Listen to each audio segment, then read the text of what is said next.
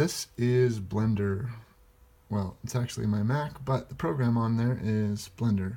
It's a free freeware CAD system. And on Blender, I put together this little design for an underground house. This is the entry here. I guess so. I'm not smart enough to figure out how to show the dirt on everything, but basically, the dirt would come. I don't know if you can see that mouse, but the dirt would come right to the edge here, right to the edge there. On this entry, the dirt would come down like this. So, and the dirt would be up on top here. Anyway, yeah, I'm not quite sure how that's going to work, but this is a 300 square foot dome structure, just right here. I've got a second floor, which is hard to see, but it's in there. If you can look through the windows, I've got a second floor. Crap, I'm terrible at this. Anyway, you can put a second floor in that. So these are 4-foot walls right here, 4 foot by 8 foot, and then we got 1, 2, 3 rows of panels going up to make the dome, and then I've got a little top deck here that I'm toying with keeping that, or just you can just put the last dome layer and leave that out of it. I also toyed with a circular staircase going up to the top there. Anyway, so these the hallway here, or the entry, I've got one window in it right here, and I could put one more here, but it's basically 7 feet across this way, 7.5 feet really. And so you could go in there, and the floor plan, I have it, this is all the same height right here, and then have these little step down thingamajiggers going to this central area, and then this goes all the way down. I have these 2 hallways here. There's this one and this one. I have these as future expansion hallways. So right here's the main living spot for initially, and these hallways are set down 4 feet lower than the main entry hallway. So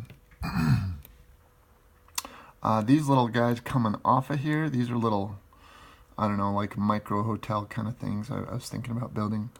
It's just a 4 foot by 8 foot long, 4 foot by 4 foot by 8 foot long room where you could lay down, and you'll have electricity, USB charging spots, you'll have lights, you have a little fan to keep you oxygenated.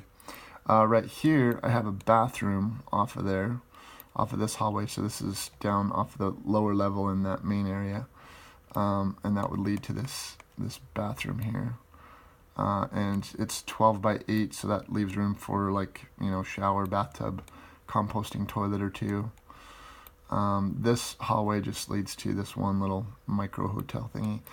These boxes down here, this is a sump collection here, and this is a thermal tank that I would put in the ground. So all the water collection from the kitchen sink in there, from the bathroom, shower, and the sinks would all lead to here. This circle I have going around the thing is an idea of where the water collection would be. So we'd have kind of a polyethylene umbrella that would cover the whole thing. And anyway, let's see if I can go to Z. Where's that? Bam. So this is a wireframe. Maybe you can see the second floor a little bit better in there. Got some stairs going up there. Have the light from these upper windows can come down through the second floor to illuminate the main floor. Here's another little window in the second floor.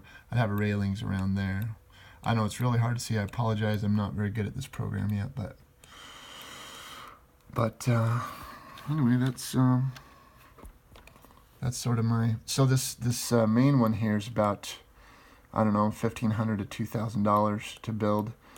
Each of these little hallway things are maybe $200 to $300. These little micro hotel things might be a couple $100 with all the components installed. I don't have floors on here. and that's intentional because this PSP system is designed to sit right on the dirt. I've got some TPO material that it actually sits on, and that sits on the dirt. The umbrella here keeps everything dry. I'm going to excavate, when I dig the hole, I'm going to excavate 4 feet additionally around this so that I have room to put the polyethylene that's right up against the structure. I'll angle it so it'll come down a little bit past. So any immediate moisture will be deflected by the first layer of polyethylene, and then we'll have this big umbrella layer diverting any moisture away from there. So the whole point of this is that all the moisture is away from the wood, and then that leaves you with the dirt floor, which you then cover with polyethylene.